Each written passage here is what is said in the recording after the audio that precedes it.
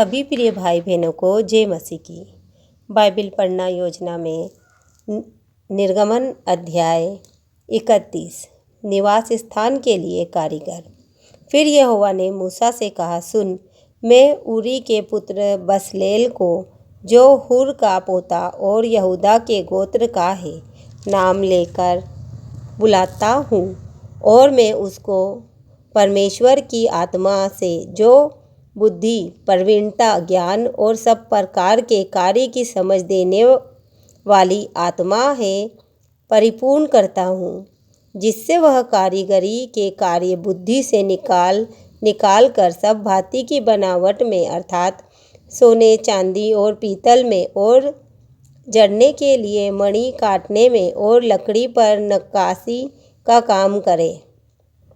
और सुन, मैं दान के गोत्र वाले अहीसामाक के पुत्र ओहोलीआब को उसके संग कर देता हूँ, वरन जितने बुद्धिमान हैं उन सबों के हृदय में मैं बुद्धि देता हूँ, जिससे जितनी वस्तुओं की आज्ञा मैंने तुझे दी है उन सबों को वे बनाए, अर्थात मिलाप वाला तंबू और साक्षी पत्र का संदूक, उस पर का प्रायश्चित वाला ढक्कन, और तंबू का सारा सामान, और सामान सहित मेज, और सारे सामान समेत चोखे सोने की दीवट, और धूप वेदी, और सारे सामान सहित होम वेदी, और पाए समेत होदी, और काढ़े हुए वस्त्र, और हारून याजक के याजक वाले काम के पवित्र वस्त्र, और उसके पुत्रों के वस्त्र, और अभिषेक का तेल, और पवित्र स्थान के लिए सुगंधित धूप, इन सबों को वे उन सब आज्ञाओं के अनुसार बनाए जो मैंने तुझे दी है।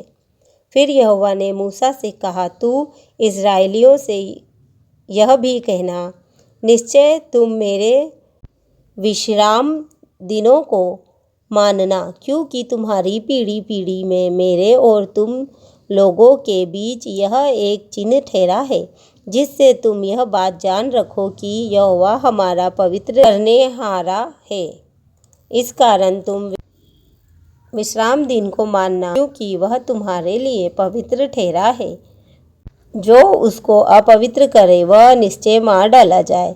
जो कोई उस दिन में कुछ काम काज करे वह प्राणी अपने लोगों के बीच में नष्ट किया जाए। 6 दिन तो काम काज किया जाए, पर 7वां दिन परम विश्राम का दिन और यहोवा के लिए पवित्र है। इसीलिए जो कोई विश्राम के दिन में कुछ काम काज करे वह निश्चय मार डाला जाए। इसीलिए इस्राएली विश्राम दिन को माना करे, वरन पीढ़ी पीढ़ी में उसको सदा की वाचा का विषय जानकर माना करे।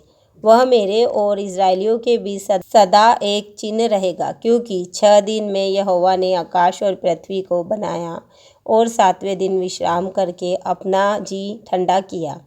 जब परमेश्वर मूसा से सीनै पर्वत पर ऐसी बातें कर चुका, तब उसने उसको अपनी उंगली से लिखी हुई साक्षी देने वाली पत्थर की दोनों तख्तियाँ दी। आमीन।